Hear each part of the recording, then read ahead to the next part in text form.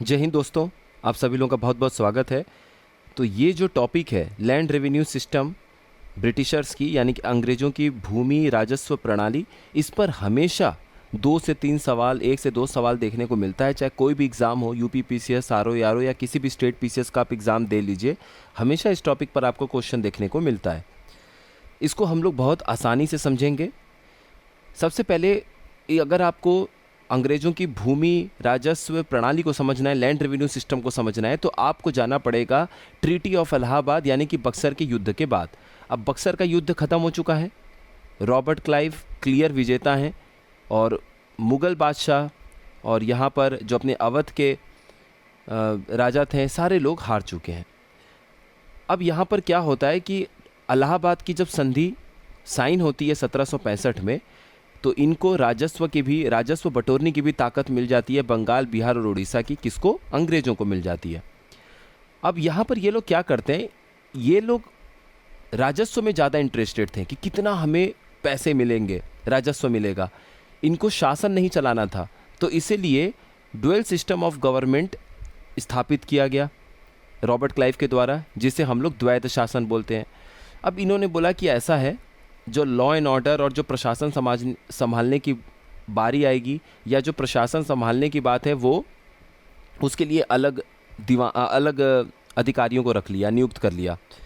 निज़ामत जो है वो बंगाल के नवाब को दे दिया और जो दीवानी है वो अपने पास रख लिया। अब बंगाल का नवाब तो था नहीं, तो डिप्टी नवाब करके इन लोगों ने इस तरीके से बांट दिया सिस्टम को। तो इन्होंने क्या किया, अंग्रेज़ों के पास देखिए दो चीज़ें आई। राजस्व बटोरने के लिए जो दीवानी अधिकार था वो इनको मुग़ल बादशाह से मिला, और जो निज़ामत चलाना था वो इनको बंगाल के नवाब से मिल गया। यानी प्रशासन चलाने का जो अधिकार था वो तो बंगाल के नवाब से मिल गया, और दीवानी यानी कि जो लैंड रेवेन्यू कलेक्ट करने का पावर था वो मुग़ल बादशाह से मिल गया। अब इन्होंने बोला कि द्वैध शासन होगा। द्वैध शासन कैसे होगा कि कंपनी ने दो नायब दीवान्स को अपने अंडर में रखा। एक मोहम्मद रज़ा खान थे बंगाल के, जिनको नियुक्त किया गया, बंगाल में थे ये डिप्टी नवाब दीवान के नायब दीवान, और दूसरे राजा शीतब रॉय थे बिहार के। तो इनका नाम पूछा जाता है, ध्यान रखिएगा। अब इसमें देखिए सिंपल सी बात क्या थी, राजस्व जब बटोरने के लिए कोई अधिकारी आएंगे और मान लीजिए वहाँ पर आपसे ज़्यादा राजस्व वसूल लिया गया जितनी ज़रूरत थी, तो अब आप शिकायत करने किसके पास जाते हैं? अगर आपको प्रशासन से दिक्कत है तो आप कोर्ट के पास जाएंगे। जब आप कोर्ट के पास जा रहे हैं तो पता चल रहा है कि वहाँ पर तो राजस्व देखने वाले जो लोग हैं और जो प्रशासन चलाने वाले लोग हैं, जब आप उनके पास जाके शिकायत करते हैं कि देखिए साहब, दो लोग आए थे और ये अंग्रेज़ों की तरफ से आए थे और ये हमसे ज़्यादा राजस्व बटोर के ले गए, तो वो जो अधिकारी थे जिनकी नियुक्ति हुई थी प्रशासन देखने के लिए, वो कह रहे हैं कि नहीं नहीं, हम ये सब नहीं देखते हैं, हमें माफ़ करिए। तो बड़ी ही अलग सी एक स्थिति हो गई थी, और किसान लोग जो हैं उनसे काफ़ी ज़्यादा राजस्व वसूला जा रहा था, खेती की हालत बहुत बुरी थी। ऐसे में इस सब सिचुएशन को देखते हुए 1772 में इस डुअल सिस्टम ऑफ गवर्नमेंट को बंद कर दिया गया, और वॉरेन हेस्टिंग्स ने एक नया सिस्टम शुरू किया राजस्व बटोरने का। उन्होंने बोला कि 5 साल के लिए बंदोबस्त कर देते हैं। बंदोबस्त करने का सिंपल मतलब समझ लीजिए कि किसी को ज़मीन सौंप दिया जाएगा देखभाल के लिए, और बोला जाएगा कि जितना राजस्व अंग्रेज़ों को हमें देने के लिए आप वादा किए आप दीजिएगा, 5 साल तक आपको उतना राजस्व देना है, नहीं देंगे तो हम आपसे ले लेंगे ज़मीन। तो 5 साल का बंदोबस्त किया गया, और किसको ये दिया जाएगा ज़मीन? जो सबसे अधिक बीड लगाएगा, जो सबसे अधिक इस बात की बोली लगाएगा कि हम सबसे अधिक राजस्व जो है वो अंग्रेज़ों को देंगे। जो सबसे अधिक राजस्व देने की बात करेगा, बोली लगाएगा, उसी को पंचशाला बंदोबस्त के तहत ज़मीन दी जाएगी। 1772 में वॉरेन हेस्टिंग्स ने यह नया सिस्टम शुरू किया था। अब ये 5 साल के बंदोबस्त के बाद क्या हुआ, 1790 में जब ये बंदोबस्त सिस्टम हुआ, 1790 में लॉर्ड कॉर्नवालिस ने डिसाइड किया कि जो ज़मींदार हैं उन्हीं को हम ज़मीन का मालिक मान लेंगे, और उन्हीं को ही कहेंगे कि हर साल कुछ ना कुछ जो रेंट है, पेमेंट है, वो आप दीजिए। और 10 साल का सेटलमेंट जो है वो ज़मींदारों के साथ साइन किया गया, जिसमें कहा गया कि जितना भी फसल उगेगा, जितना भी राजस्व होगा, उसके 89% आप हमें देंगे, 11% जमींदार अपने पास रखेंगे। और यही जो डेसिनियल सिस्टम है, डेसिनियल सिस्टम का मतलब हो गया, ये दशकीय समझौता था, 1793 में जाकर ये परमानेंट सेटलमेंट का हिस्सा बन गया। तो लॉर्ड कॉर्नवालिस के समय में जो आप पढ़ते हैं कि परमानेंट सेटलमेंट सिस्टम को लाया गया है, स्थायी समझौता जिसे हम लोग बोलते हैं, बंगाल में लाया गया, ये 1793 में लाया गया। तो इसके तहत ही ये बोला गया कि अभी 10 साल का 5 साल का समझौता नहीं होगा, लंबे समय के लिए समझौता हो जाएगा।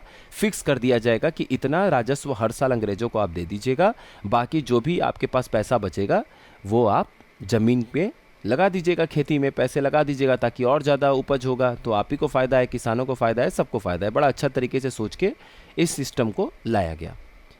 तो 1793 में कॉर्नवालिस ने इसे लागू किया था। अब कहाँ कहाँ लागू किया था, देखिए यहाँ से भी सवाल आता है, इस बार भी आरओ के सवाल आया हुआ था। तो परमानेंट सेटलमेंट, ये जो सिस्टम था, स्थायी बंदोबस्त, ये बंगाल में लाया गया, बिहार में लाया गया, उड़ीसा में लाया गया और यूपी के 2 क्षेत्रों में लाया गया, वाराणसी और गाजीपुर। साथ ही साथ उत्तरी कर्नाटका क्षेत्र में भी इसे लागू किया गया। ये लगभग 19% जो ब्रिटिश इंडिया था, 19% एरिया था ब्रिटिश इंडिया का, वहाँ पर इसे लागू किया गया।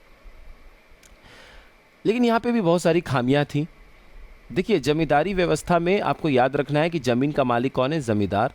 पीढ़ी दर पीढ़ी ट्रांसफ़र हो सकता है, बिल्कुल। अगर कोई ज़मींदार समय समय पे हमेशा समय से पैसा दे रहा है अंग्रेज़ों को और वो बूढ़े हो गए, उनकी मृत्यु हो गई, तो उसके बाद जो उनके अगली पीढ़ी में लोग होंगे उनको जमींदारी व्यवस्था के तहत मलिकाना अधिकार दे दिया जाता था। एक बात याद रखिएगा। अब हम लोग बात करते हैं रैयतवारी सिस्टम की। मद्रास में क्या हुआ, 1792 में 2 अधिकारियों को भेजा गया वहाँ पर, थॉमस मुनरो और कैप्टन अलेक्जेंडर रीड। वहाँ पर ये लोग जब गए तो इन्होंने देखा कि जैसे उत्तर भारत में है तो बड़े बड़े पहले से ज़मीन के मालिक लोग नहीं हैं, किसानी लोग अधिकतर गांव में मालिक हैं। तो इन्होंने बोला कि कोई ज़रूरी नहीं है जमींदारी व्यवस्था को लागू करने का, और जमींदार जैसा कोई इंटरमीडिएरी लाने की ज़रूरत नहीं है, बीच बिचौलिए की ज़रूरत नहीं है, सीधा जितने किसान हैं उन लोगों से बात करिए, राजस्व बटोरिए, आपका काम हो जाएगा। तो जो बड़ा महल डिस्ट्रिक्ट है, बड़ा महल ज़िला है आपके मद्रास में, वहाँ पर कर्नल रीड हैं, उन्होंने बड़ा महल ज़िले से इम्प्लीमेंट किया था रैयतवारी व्यवस्था को 1792 में। हालांकि थॉमस मुनरो का आप नाम पढ़ते हैं, जो कि 1820 में उन्होंने क्या किया था, जब उनको गवर्नर बनाया गया था थॉमस मुनरो को, तो पूरे मद्रास प्रेसिडेंसी में उन्होंने लागू किया था रैयतवारी व्यवस्था को। हालांकि इसकी शुरुआत जो है वो 1792 में, 1792 में रैयतवारी व्यवस्था की शुरुआत कर्नल रीड ने की थी बड़ा महल ज़िले से। अब इस सेटलमेंट के तहत ये बोला गया कि ये परमानेंट नहीं है, हर 20 से 30 साल में इसको देखा जाएगा, रिवाइज किया जाएगा, जो भी दाम रखना है। इंग्लिश हिंदी दोनों लैंग्वेज में देखिए चीज़ें हैं, तो आपको टेंशन लेने की ज़रूरत नहीं है। और 1820 में रैयतवारी व्यवस्था जो है वो पूरे मद्रास प्रेसिडेंसी में थॉमस मुनरो ने लागू किया, जो कि वहाँ पर गवर्नर बनाकर नियुक्त किए गए थे।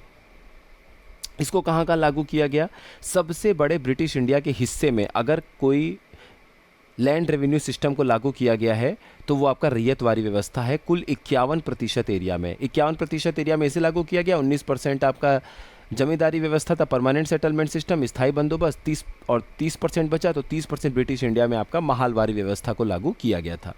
अब पूरे मद्रास प्रेसिडेंसी में इसको लागू किया गया रैयतवारी को, बॉम्बे में, पूरे दक्खन में, अंतिम में पूरे दक्खन में हो गया था, कुछ हिस्सा ईस्ट बंगाल और आसाम में, और कुर्ग जिला जो कर्नाटका का है वहाँ पर भी इसे लागू किया गया था। और आखिरी में कई सारे जगह ऐसे भी थे जहाँ पर यह देखा गया कि ज़मींदारों की भी ज़रूरत नहीं पड़ रही है, कहीं कहीं आप गांव के स्तर पे भी जाके सीधे सेटल कर सकते हैं, सेटलमेंट कर सकते हैं राजस्व के लिए। तो ऐसे गांव को नाम दिया गया महाल, और ये जो व्यवस्था कहलाई भू राजस्व की, लैंड रेवेन्यू सिस्टम की, इसे हम लोग महालवारी व्यवस्था, महालवारी सिस्टम बोलते थे। इस सेटलमेंट के तहत महाल या गाँव जो है उनको बेसिक यूनिट बनाया गया जहाँ से राजस्व को एकत्रित किया जाना था, और जहाँ से गांव में ऐसे एक हेड हुआ करते थे, विलेज हेडमैन, आप इनको मुखिया की तरह मान लीजिए, जिनको लंबरदार भी कहा जाता था। इनकी जिम्मेदारी होती थी हर गांव के स्तर पर कि आपको पूरे गांव का जो राजस्व है उसको बटोर के और अंग्रेज़ों को देना है। इसको कहाँ कहाँ शुरू किया गया था, तो नॉर्थ वेस्ट प्रोविंस, जिसमें अवध, अपने पूरे गंगा जी की घाटी, यूपी का हिस्सा, पश्चिम यूपी, अधिकतर यूपी का हिस्सा, ये महालवारी व्यवस्था के अंतर्गत आता था। फिर आप ऐसे पश्चिम में जाते थे, पंजाब चले जाइए, और सेंट्रल प्रोविंसेस जो मध्य प्रदेश का कुछ हिस्सा था। तो 30% जो ब्रिटिश इंडिया का हिस्सा था वहाँ पे महालवारी व्यवस्था की शुरुआत की गई थी। तो ये हमारा टॉपिक कंप्लीट होता है। एकदम टू द पॉइंट चीज़ें हैं, टू द पॉइंट कंटेंट है। आप लोग इसको ज़रूर रिवाइज कर लीजिएगा और PDF शेयर कर दिया जाएगा GSN करंट वॉरियर के टेलीग्राम ग्रुप में। आप सभी लोगों का बहुत बहुत धन्यवाद।